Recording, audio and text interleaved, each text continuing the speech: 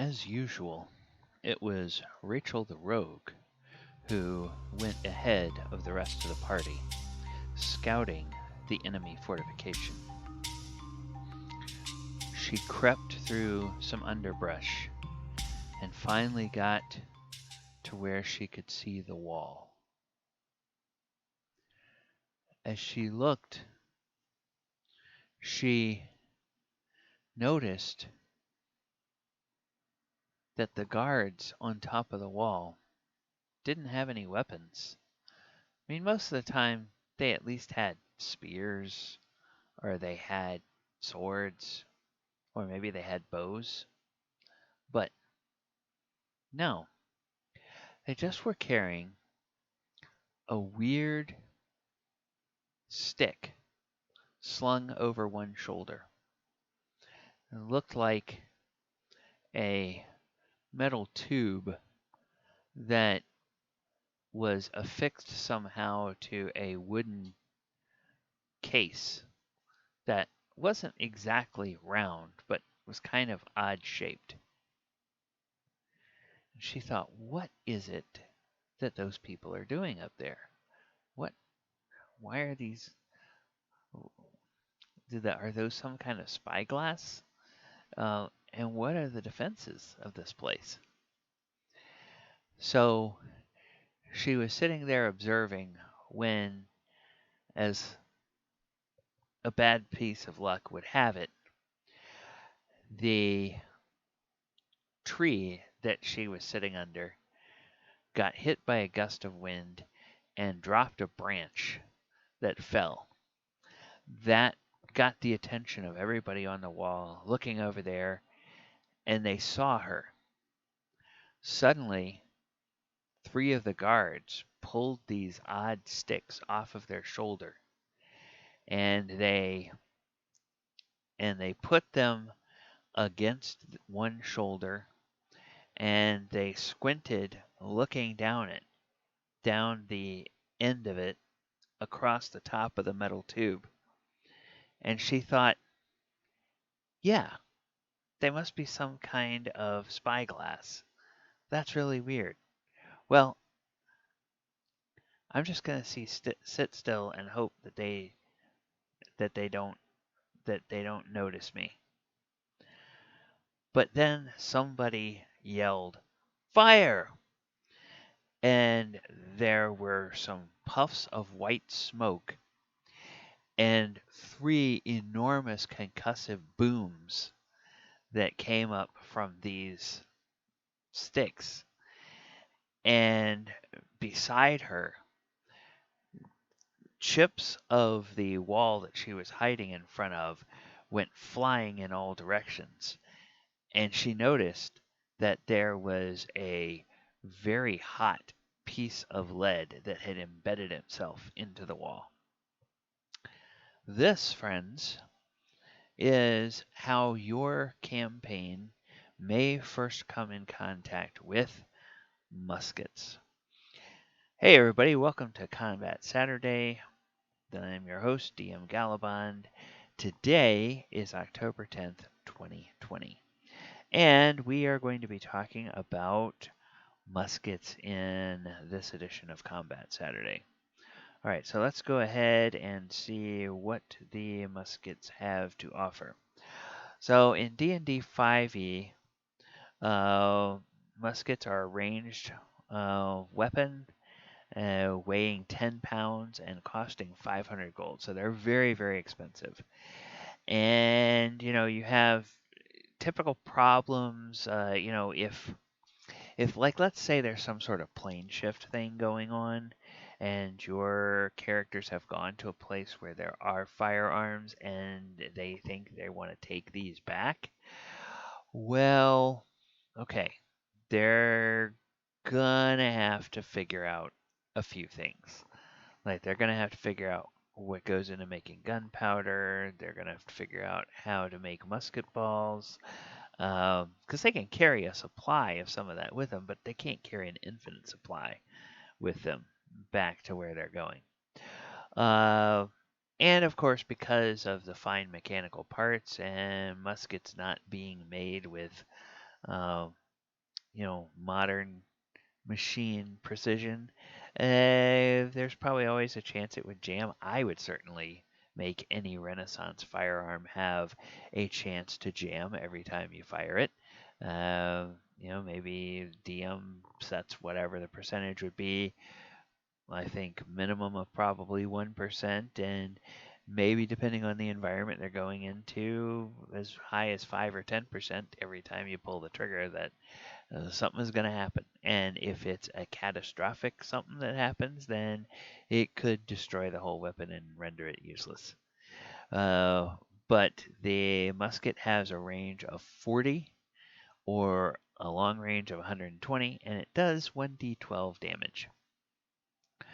But it does require that ammunition, and it has the loading property, which means that you will never get multiple attacks with it because you have to spend time loading it.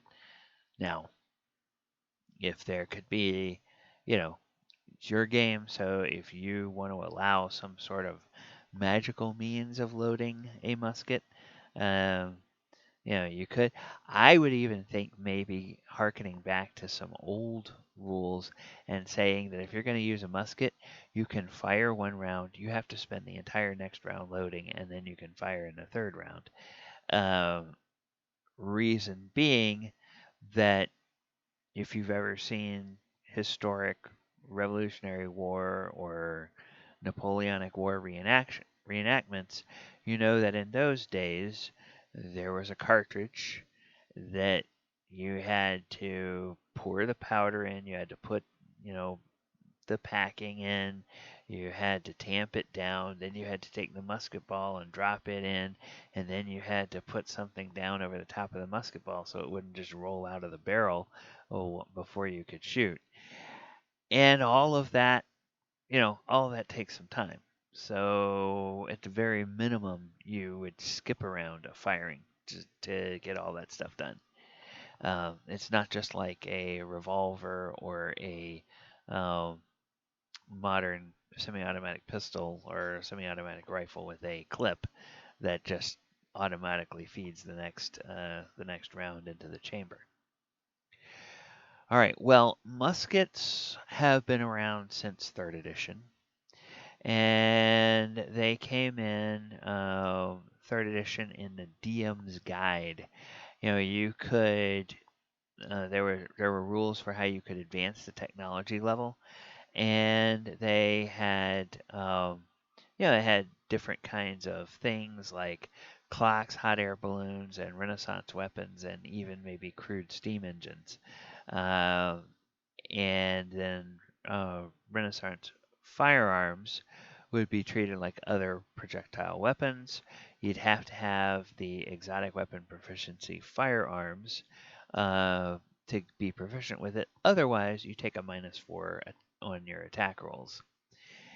And these Renaissance weapons would be like a pistol or a musket. So here's our musket again. Costs 500 gold pieces.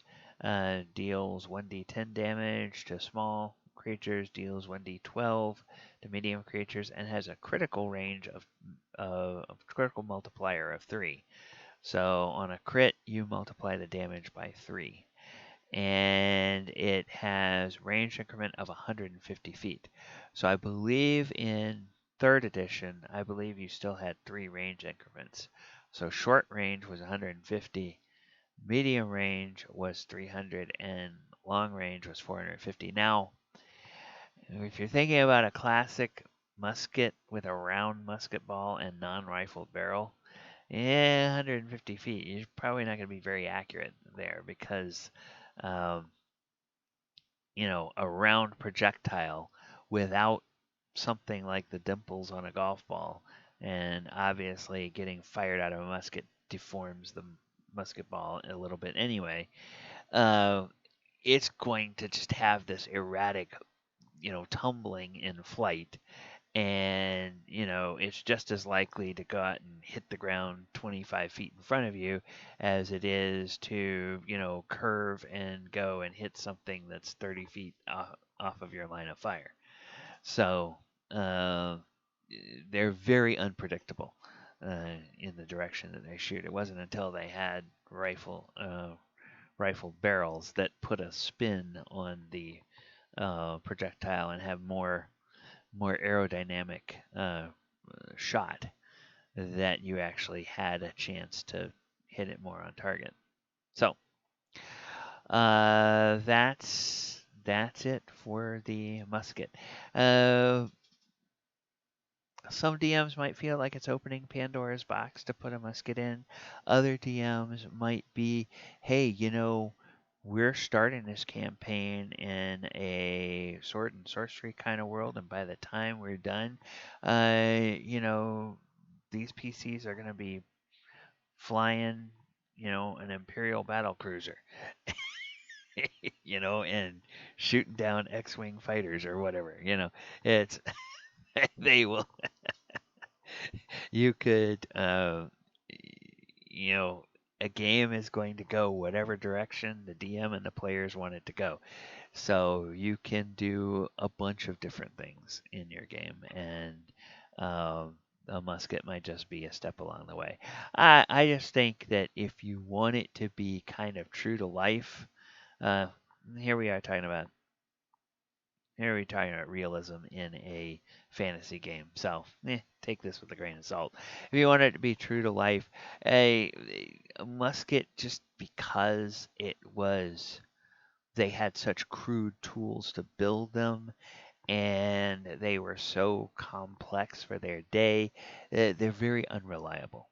And I would just build that unreliability into it if it were in a game that I was running as a DM. Um, and I would have that be something, uh, potentially comical and potentially dire for the players. If the musket fails at the wrong time, whoops, okay.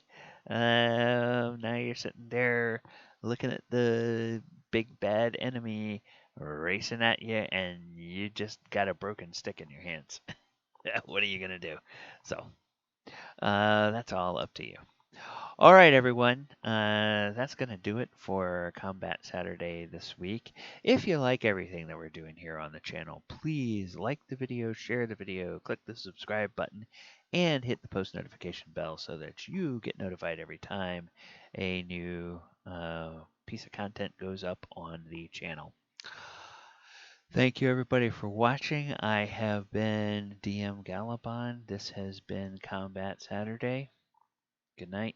Take care.